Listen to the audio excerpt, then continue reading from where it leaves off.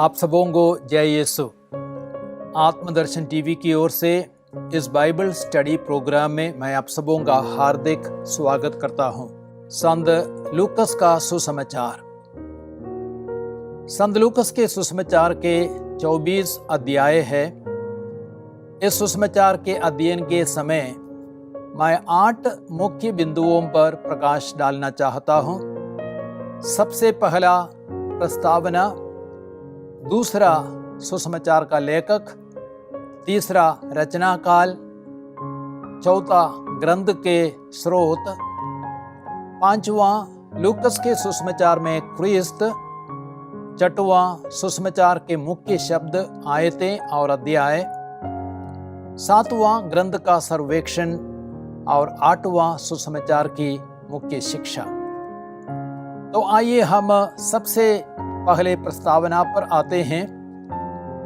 संत लूकस के सुसमाचार का मुख्य उद्देश्य है गैर यहूदी ईसाइयों के लिए ईसा मसीह की जीवनी का क्रमबद्ध विवरण प्रस्तुत करना, जिसे वे यह जान ले कि जो शिक्षा हमको मिली है वह सत्य है। लूकस अध्याय 1 वाक्य संख्या 4। इस कारण वे ऐसी बातें छोड़ देते हैं जो आसानी से गैर यहूदियों की समझ में नहीं आ सकती है अथवा उनके लिए कम महत्व रखती है।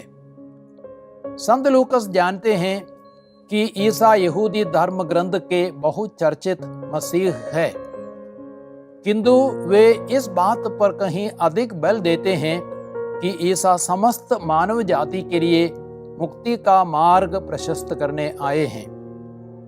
ईसा के सार्वजनिक जीवन एवं कार्यकलापों को प्रस्तुत करने के पहले लूकस ईसा की वंशावली, जन्म और उनकी बाल्यावस्था पर प्रकाश डालते हैं। सुसमाचार में ईसा के संपूर्ण जीवन, उनकी शिक्षा, चंगाई, चमत्कार एवं जीवन की अंतिम घटनाओं का समावेश किया गया है। इसलिए यह सुसमाचार 4 सुसमाचारों में सबसे विस्तृत एवं लंबा है।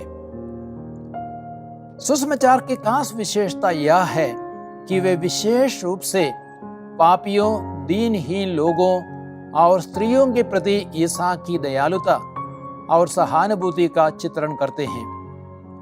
वे प्रार्थना पर भी विशेष बल देते हैं और ईसा को प्रार्थना करने वाले एक व्यक्ति के रूप में प्रस्तुत करते हैं। देखें अध्याय 3, 21, 4, 1 से 14, 5, 15 से 16, 6, 12, 9, 18 आदि। और दूसरे मुख्य बिंदु पर हम आते हैं, अर्थात सुसमाचार का लेखक। संभव है कि लूकस एक यूनानी यहूदी थे, लेकिन बहुतों का मानना है कि वह एक गैर यहूदी थे। एक प्राचीन परंपरा के अनुसार वह अंताकिया के निवासी थे। प्रेरित चरित्र अध्याय 11 वाक्य संख्या 19 से 26। संत पौलुस उसे प्यारा वैद्य कहता है। कलोसियों का पत्र अध्याय 4, 14। और ईसाई बनने के बाद संत पौलुस की द्वितीय तथा तृतीय प्रचार यात्राओं में प्रेरित चरित्र अध्याय 15 वाक्य संख्या 36 से अध्याय 20, 38 तक। उन्होंने संत पौलुस के साथ रोम की यात्रा की थी तथा वहां उनके पहले और द्वितीय कारावास के समय उनके साथ थे। प्रेरित चरित्र अध्याय 27 वाक्य संख्या 1 से 28 वाक्य संख्या 31 और 2 तिमोथी अध्याय 4, 11। अब हम तीसरे बिंदु पर आते हैं, अर्थात रचना काल। लूकस ईसा का प्रत्यक्ष शिष्य नहीं था और उन घटनाओं का प्रत्यक्ष साक्षी नहीं था जिनके बारे में वह लिखता है। इसलिए वह उन पर निर्भर रहता है जो ईसा के साथ थे और उनके कार्यों के प्रत्यक्षदर्शी एवं वचन के सेवक थे। अध्याय 1 वाक्य संख्या 5। उनका सुसमाचार मार्कुस के सुसमाचार और 70 ईस्वी के बाद लिखा गया। अधिकांश वर्तमान विद्वानों का मानना है कि लूकस की रचना संभवतः 80-85 ईस्वी के आसपास हुई थी। अब हम चौथे मुख्य बिंदु पर आते हैं, ग्रंथ के स्रोत। ईसा की जीवनी लिखते समय लूकस के पास संत मार्कुस का सुसमाचार था और कुछ ऐसी लिखित सामग्री भी थी जो मत्ती को भी उपलब्ध थी।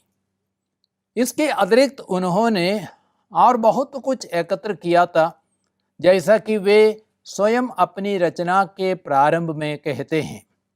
अब पांचवें मुख्य बिंदु हम आते हैं, लूकस के सुसमाचार में ख्रिस्त। लूकस ईसा की मानवता और अनुकंपा पर बार बार जोर देता है। लूकस ईसा की वंशावली, जन्म और बाल्यावस्था का सबसे खूबसूरत और संपूर्ण विवरण देता है।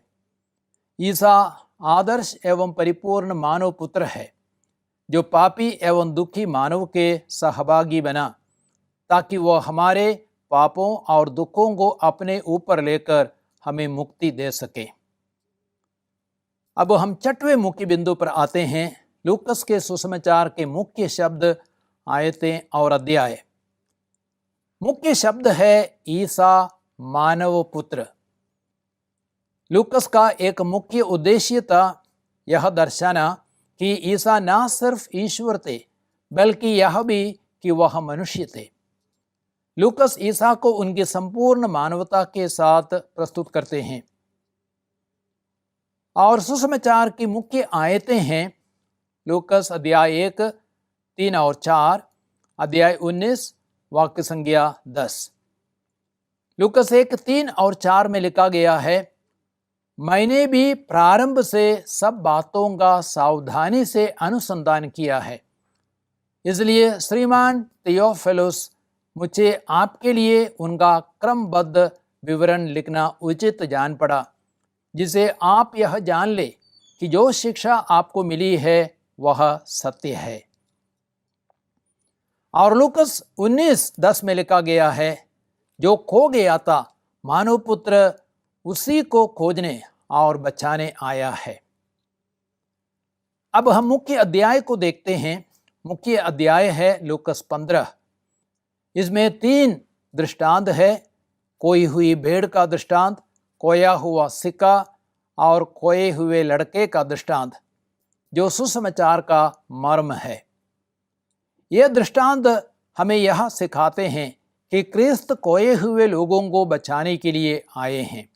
अब हम 7वें मुख्य बिंदु पर आते हैं, ग्रंथ का सर्वेक्षण।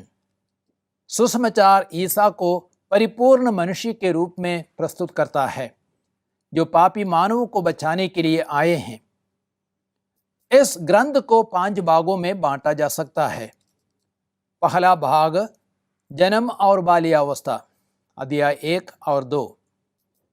लूकस ईसा और उसके अग्रदूत योहन बपतिस्ता की वंशावली, जन्म और बाल्यावस्था पर विशेष बल देता है। 12 वर्ष की उम्र में मंदिर में पाए जाने के बाद ईसा माता पिता के साथ नासरत गए और उनके अधीन रहे। ईसा की बुद्धि और शरीर का विकास होता गया। वह ईश्वर तथा मनुष्यों के अनुग्रह में बढ़ते गए। अध्याय 2, 51 से 52। ईसा अपने 3 वर्ष के सार्वजनिक जीवन के लिए 30 वर्षों तक अपने को तैयार करते रहे। दूसरा भाग है गलीलिया में ईसा का कार्यकलाप, अध्याय 3 से लेकर अध्याय 9, वाक्य संख्या 50 तक। योहन का उपदेश, उनकी गिरफ्तारी और ईसा के बपतिस्मा के बाद ईसा की वंशावली दी गई है। वंशावली उसके पालक पिता यूसुफ के साथ शुरू होती है और राजा दाऊद, याकूब, इब्राहिम के वंश के थे, और इब्राहिम आदम का वंशज था और आदम ईश्वर का पुत्र था। अध्याय 3, वाक्य संख्या 23 से 38 तक। वंशावली यह दिखाती है कि ईसा मात्र यहूदियों के लिए नहीं, बल्कि सारी मानव जाति की मुक्ति के लिए आए हैं।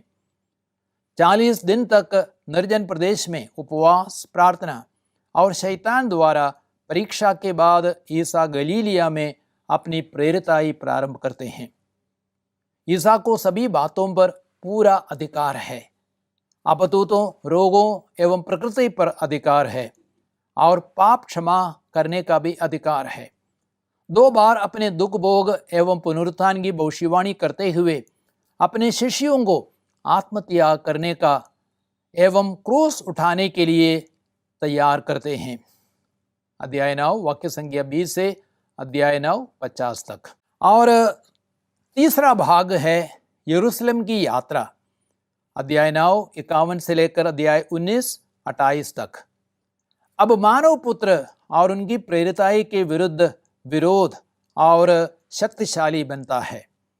महायाजक, शास्त्री और फरीसियों ने उन पर यहाँ तक अपदूतों के नायक बेल्ज़ेबुल की सहायता से अपदूतों को निकालने का अभियोग लगाया। ईसा ने फरीसियों और शास्त्रियों के ढोंग की निंदा की, अध्याय 11। ईसा जान रहे थे कि उनकी यरूशलेम यात्रा अंतिम यात्रा थी, इसलिए उन्होंने शिष्यों को कई महत्वपूर्ण बातों पर अर्थात प्रार्थना, लालच, वफादारी, पश्चाताप, नम्रता, शिष्यत्व, सुसमाचार प्रचार, सच्चा धन, क्षमाशीलता, सेवा, धन्यवाद ज्ञापन, दूसरा आगमन और मुक्ति आदि विषयों पर उपदेश दिया। अध्याय 12 वाक्य संख्या 1 से लेकर अध्याय 19 28 तक। चौथा भाग है यरूशलेम में ईसा का मसीह के रूप में कार्यकलाप, अध्याय 19 वाक्य संख्या 29 से लेकर अध्याय 21 तक। यरूशलेम में विजयी प्रवेश के बाद ईसा महायाजकों, सदूकियों, शास्त्रियों और फरीसियों के कड़े विरोध का सामना करते हैं और वह यरूशलेम नगर और मंदिर के विनाश की भविष्यवाणी करते हैं। अध्याय 19 वाक्य संख्या 29 से लेकर अध्याय 21 38 तक। पांचवा भाग है ईसा का दुख भोग एवं पुनरुत्थान, अध्याय 22 से अध्याय 24 तक। अब मानव पुत्र गेत्सेमनी में उनके विश्वासघात के पहले अपने शिष्यों को अंतिम बार उपदेश देते हैं। यहूदी महासभा, पिलातुस, हेरोद और दूसरी बार पिलातुस के सामने पेशी के बाद ईसा को क्रूस मरण का दंड सुनाया गया। लेकिन क्रूस मरण के बाद तीसरे दिन जैसे उन्होंने भविष्यवाणी की थी, वह महिमा के साथ जी उठे। इस प्रकार उन्होंने मृत्यु पर विजय पाई और उन्होंने अपने स्वर्गारोहण के पहले कई बार अपने शिष्यों को दर्शन दिया, अध्याय 22 से लेकर अध्याय 24 तक। अब हम अंतिम बिंदु 8वें बिंदु पर आते हैं, अर्थात सुसमाचार की मुख्य शिक्षा। पहली शिक्षा यह है, स्त्रियां विशेष आदर के पात्र है। माता मरियम अपनी बुलाहट, आज्ञा पालन, विश्वास, विनम्रता और सेवा भावना के कारण सब नारियों में धन्य है। लूकस अध्याय 1 25 से वाक्य संख्या 56 तक और अध्याय 2 5 से 8 और 34 से 35 और 51, अध्याय 11 27 से 28। एलिजाबेथ की भी प्रशंसा की गई है, अध्याय 1 5 और 6 36 और 39 से 45 तक। नबिया अन्ना उपवास प्रार्थना का सुंदर आदर्श है, अध्याय 2 वाक्य संख्या 36 से 38 तक। नाइन की विधवा के प्रति ईसा की दयालुता है, अध्याय 7 वाक्य संख्या 11 से 17 तक। ईसा पापनी स्त्री की सराहना करते और उसे क्षमा करते हैं, अध्याय 7 36 से 50 तक। कुछ भक्त नारियां ईसा और उनके शिष्यों की सेवा परिचर्या करती है, अध्याय 8 1 से 3 तक। ईसा मर्ता और मरियम के घर में शिक्षा देते हैं, अध्याय 10 38 से 42 तक। ईसा झुकी हुई स्त्री को चंगा करते हैं, अध्याय 13 10 से 17। ईसा गोलगोता जाते वक्त विलाप करने वाली नारियों को सांत्वना देते हैं, अध्याय 23 वाक्य संख्या 27 से 31 तक। मत्ती और मार्कुस के सुसमाचारों में जिन स्त्रियों की चर्चा है, लूकस उन्हें भी अपने सुसमाचार में जगह देते हैं। जैसे पेतरुस की सास, रक्तस्राव से पीड़ित स्त्री, गरीब विधवा जो खजाने में 2 अधेले डालती है, नारियां जो ईसा के क्रूस मरण और पुनरुत्थान के साक्षी थी। अक्सर समाज में स्त्रियों का अनादर होता और उनकी निंदा और उनका तिरस्कार किया जाता है। अतः स्त्रियों के प्रति ईसा के मनोभाव को अपनाना अति आवश्यक है। और सुसमाचार की दूसरी मुख्य शिक्षा है, लूकस ईसा को एक प्रेमी मुक्तिदाता के रूप में दर्शाते हैं। लूकस ईसा के जीवन की कुछ विशेष घटनाओं को प्रस्तुत करते हैं जो यह दर्शाती है कि ईसा एक प्रेमी मुक्तिदाता है। ईसा पापनी स्त्री और जक्कैयुस के मन परिवर्तन के कारण बनते हैं। अध्याय 7 36 से 50 और अध्याय 19 1 से 10 तक। ईसा यरूशलेम पर विलाप करते हैं। ईसा ने यरूशलेम शहर को देखा, वे उस पर रो पड़े और बोले, हाय कितना अच्छा होता यदि तू भी इस शुभ दिन यह समझ पाता कि किन बातों में तेरी शांति है, परंतु अभी वे बातें तेरी आंखों से छिपी हुई है। अध्याय 19 वाक्य संख्या 41 से 44 और देखे अध्याय 13 34। ईसा अपने अत्याचारियों के लिए प्रार्थना करते हैं। अध्याय 23 34। वह पश्चातापी डाकू को परलोक की प्रतिज्ञा करते हैं। अध्याय 23 39 से 43। एमाउस जाने वाले शिष्यों को दर्शन देते हैं। अध्याय 24। यह स्पष्ट है कि ईसा हमारा प्रेमी मुक्तिदाता है, अतः हमें विश्वास करना है और ईसा को अपने व्यक्तिगत मुक्तिदाता के रूप में अपने जीवन में स्वागत करना है। तीसरी मुख्य शिक्षा है, सुसमाचार प्रार्थना को विशेष महत्व देता है। सुसमाचार में ईसा एक ऐसा व्यक्ति है जो प्रार्थना द्वारा अपने स्वर्गिक पिता से गहराई से जुड़े हुए हैं। कई अवसरों में ईसा को हम प्रार्थना करते हुए देखते हैं। उदाहरण के लिए बपतिस्मा के दौरान, निर्जन प्रदेश में, एकांत स्थानों में, प्रेरितों को चुनने के पहले, रूपांतरण के पहले, गत्सेमनी बारी में और क्रूस मरण के समय हम ईसा को प्रार्थना में व्याप्त देखते हैं। अन्य सुसमाचारों की अपेक्षा लूकस प्रार्थनाओं से संबंधित ईसा की शिक्षा पर विशेष बल देता है। अध्याय 3 वाक्य संख्या 21, 4 1 से 13, 4 42, 5 12 और 15, 6 12 से 16, 9 28 से 29, 11 1 से 13 और अन्य परिच्छेदों को भी आप देख सकते हैं। ईसा हमें सिखाते हैं कि किस प्रकार हमें प्रार्थना करनी है और ईसा के पद चिन्हों पर चलकर हमें भी प्रार्थनामय जीवन जीना है। और सुसमाचार की चौथी मुख्य शिक्षा है, लूकस पवित्र आत्मा की भूमिका को विशेष बल देता है। पवित्र आत्मा के सामर्थ्य से मरियम गर्भवती होती है। मरियम के अभिवादन से एलिजाबेथ और योहन पवित्र आत्मा से भर जाते हैं। अध्याय 1 41 से 44। सिमियोन पर पवित्र आत्मा छाया रहता था और उसे प्रेरित करता था। अध्याय 2 25 से 27।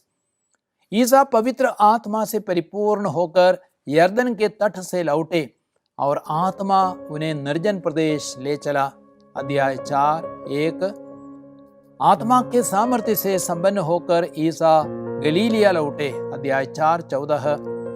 ईसा पर प्रभु का आत्मा छाया रहता था और उसके सामर्थ्य से वह सुसमाचार का प्रचार करता था।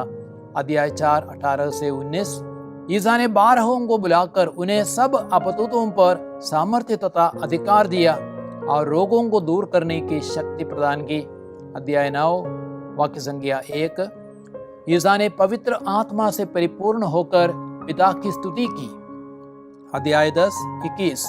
स्वर्गिक पिता मांगने वालों को पवित्र आत्मा अवश्य देगा। अध्याय 11 13। ईसा ईश्वर के सामर्थ्य से अपतूतों को निकालते थे। अध्याय 11 20। ईसा ने प्रेरितों को शहर में बने रहने का आदेश दिया ताकि वे ऊपर की शक्ति से संपन्न हो सके। अध्याय 24 वाक्य संख्या 49। अतः हमें भी पवित्र आत्मा के लिए विशेष रूप से प्रार्थना करनी है। तो प्यारे भाई और बहनों, आप लोगों ने लूकस के सुसमाचार का एक संक्षिप्त परिचय देखा और सुना। अब मैं आपसे अनुरोध करूंगा, आप उस सुसमाचार का अध्ययन करें। मेरी आशा है आप और अच्छी तरह उस सुसमाचार को समझ सकेंगे। प्रभु आप सबों को आशीर्वाद दे, प्रज्ञा और ज्ञान प्रदान करे, प्रभु के वचनों को समझ सके। पिता, पुत्र, पवित्र आत्मा के नाम पर आमीन।